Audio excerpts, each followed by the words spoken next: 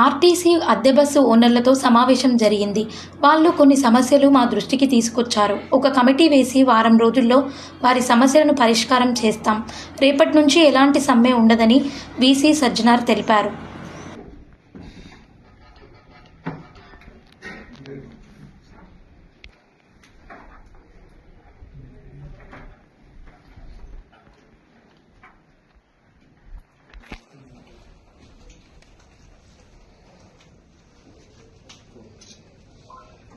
మన private bus owners తోని meeting చేయడం జరిగింది. వాళ్ళ అసోసియేషన్ మెంబర్స్ కూడా రావడం జరిగింది. వాళ్ళు ఈ మహాలక్ష్మి స్కీమ్ ఇంప్లిమెంట్ అయిన తర్వాత కొంత ఇబ్బంది పడుతున్నారని చెప్పి మా దృష్టికి వాళ్ళు కొన్ని సమస్యలు తీసుకొచ్చారు. డెఫినెట్లీ ఆ సమస్యలన్నీ కూడా మన హై లెవెల్ కమిటీని ఏర్పాటు చేసి పరిష్కారం చేయడానికి వాళ్ళతోనే ఒక ఒప్పందం కుదిరింది. ఒక 1 వీక్ టైం కూడా మనం తీసుకోవడం జరిగింది. సో వాళ్ళు యథాస్థితి రేపటి నుంచి కూడా వాళ్ళు బస్సు నడుపుతాను అని చెప్పి వాళ్ళు హామీ ఇవ్వడం జరిగింది. సో ఎటువంటి సమ్మె కానీ ఏం లేదు. యాజమాన్య దృష్టిలో కూడా ఆ సమస్యలు ఉన్నాం. ఎందుకంటే మన బస్సులో కూడా ఆ సమస్యను మనం ఫేస్ చేస్తున్నాం. అవి కూడా మనం కన్సిడర్ చేసి మనం సైంటిఫిక్ గా మనం వర్కౌట్ చేసి డెఫినెట్లీ ఈ యొక్క సమస్యని పరిష్కారం చేయడానికి యాజమాన్యం కృషి చేస్తుంది. కొంత ఎందుకంటే వాళ్ళకు ఈ కేఎంపీఎల్ పెరుగుతుంది, కొంత మన మెయింటెనెన్స్ కాస్ట్ పెరిగింది, కొంత టైర్స్ మనము యూసేజ్ ఎక్కువ అయిందని చెప్పి, అదేవిధంగా కొంత ఇన్సూరెన్స్ కూడా మనకు కొంచెం ఇబ్బంది అవుతుందని చెప్పి కూడా వాళ్ళు మా దృష్టికి తీసుకురావడం జరిగింది.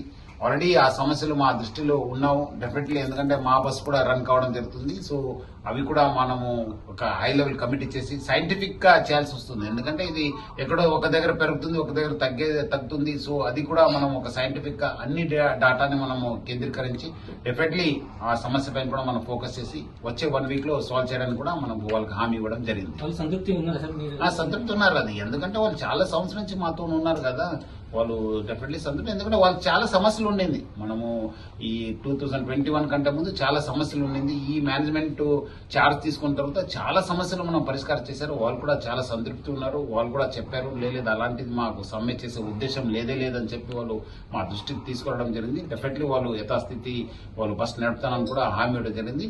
సో ఈ సమస్య పైన డెఫినెట్లీ మనం ఒక కమిటీ ఏర్పాటు చేసి మనం definitely will work out. Almost 2700 buses మా కార్పొరేషన్ ఉన్నాం.